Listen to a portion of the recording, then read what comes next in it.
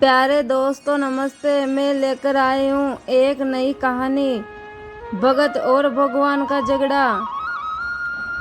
प्राचीन समय की बात है। मदनपुर गांव में एक दीनानाथ नाम का पंडित रहा करता था।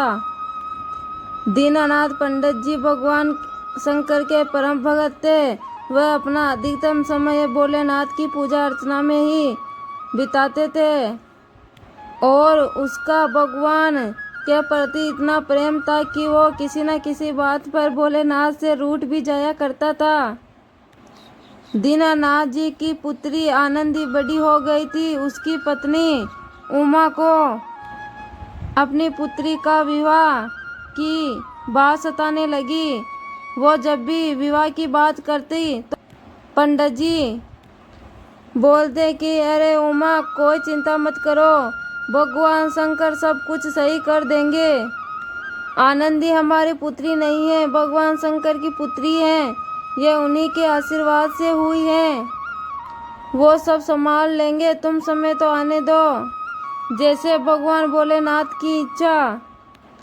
ऐसे ही कुछ समय बाद आनंदी का रिश्ता एक संपन्न परिवार में पक्का हो गया और वो अपने पति से बोलती हैं कि दीनानाथ जी कहते थे कि सब कुछ भोलेनाथ सही कर देंगे, लेकिन विवाह भी आने वाला है। विवाह के 2 दिन ही बचे हैं और अभी तक घर में कुछ भी नहीं हुआ है। मैं आपको इतने दिनों से सचेत करती आ रही हूँ कि पुत्री का विवाह है, कुछ तो सामान इकट्ठा कर लो, थोड़ा बहुत पैसे कर्जे में ले लो, आपको लोग दे भी देंगे, पर आप तो मेरी सुनते भी नहीं हो। उमा, मैंने कहा है ना, मैं किसी से पैसे मांगने की इच्छा नहीं रखता। मैं भगवान पर विश्वास रखता हूँ। भगवान शंकर से जिद करके मैं सब कुछ मांग सकता हूँ। तुमने देखा है ना, संपूर्ण जीवन में जो जो तुमने कागज पर लिख कर दिया है, मैंने भगवान शंकर के चरणों में रखा है और भोलेनाथ तुम्हारे सारे मनोकामना पूरे किया है। फिर तुम क्यों चिंता करती हो? अभी भी तुम्हें कोई चीज़ की आवश्यकता है तो मुझे लिख कर दो।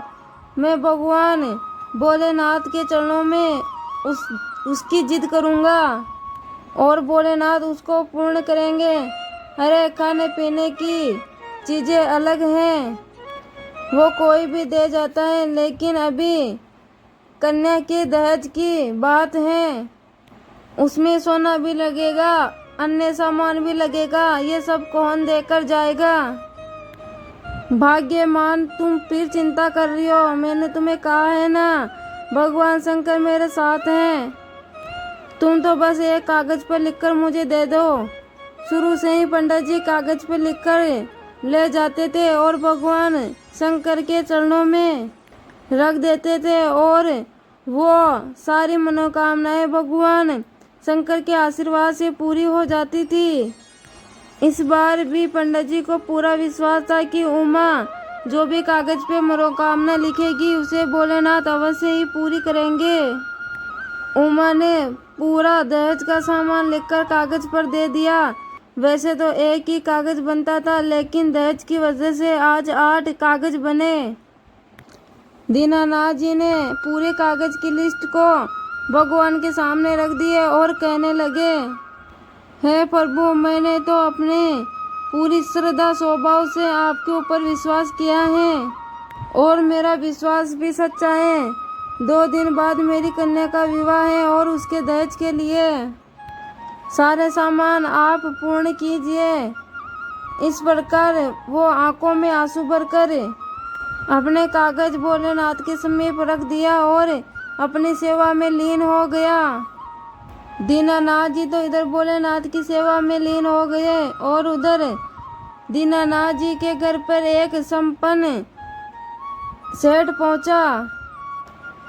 किनसे मिलना है आपको? तो सेठ बोला कि आज प्रातःकाल दीनानाथ मेरे घर पर आए थे।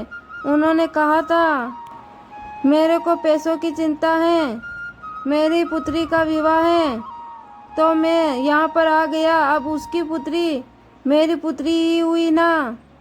जो लिस्ट आपने उनको सामान की दी थी, वो लिस्ट में सामान लेकर आया हूँ। ये सेठ मेरे पति के मित्र हो।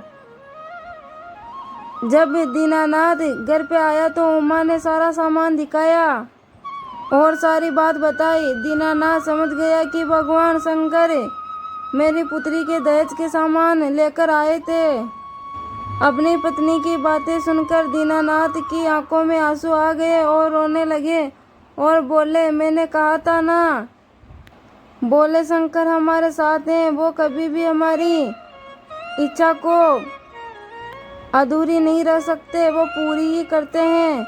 अब सुन लो।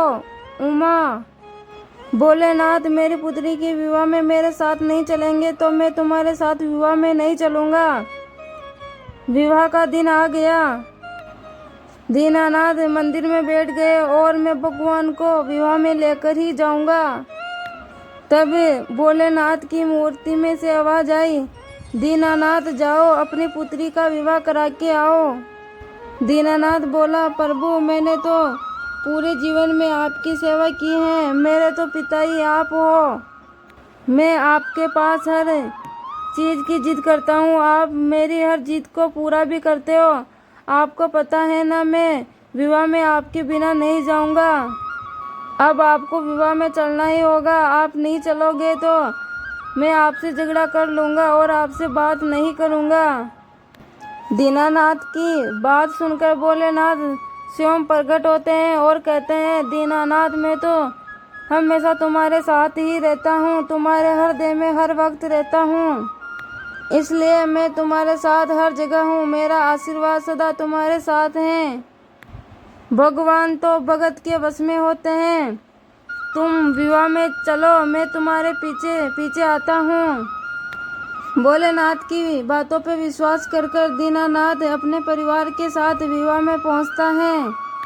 उसकी पत्नी और पंडित जी देखते हैं कि विवाह में वही सेठ सेठानी और उसके बच्चे विवाह में विराजमान हैं। सेठ जी समझ जाते हैं साक्षात भगवान शिव पूरे परिवार के साथ विवाह में सम्मिलित हो गए हैं। दीनानाथ और उमा का अब खुशी का ठिकाना नहीं था।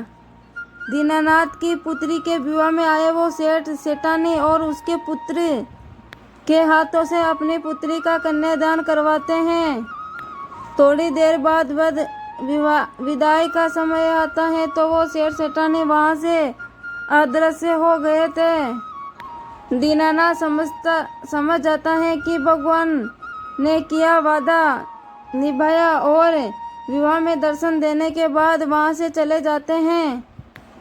यह सच है कि भगवान अपने भक्तों को कभी निराश नहीं करते हैं।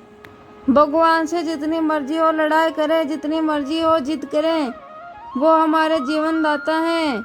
वो हमारे से कभी रूठते नहीं हैं। वो तो हमारे पालनहार हैं, सदैव हमारा भला सोचते हैं और हमारे द्वारा की गई भक्ति को स्वीकार करके सदैव हमारी रक्षा करते हैं। हे भोलेनाथ, हे माता पार्वती, जैसे आपने उस ब्राह्मण की पुत्री के विवाह में जो सामान और जो सुख शांति परिवार में दिया, वैसे भोलेनाथ इस संसार में सबको देना। प्यारे दोस्तों, आज के लिए बस इतना ही। आशा करती हूँ कि आपको वीडियो अच्छी लगी होगी। वीडियो पूरा देखने के लिए धन्यवाद।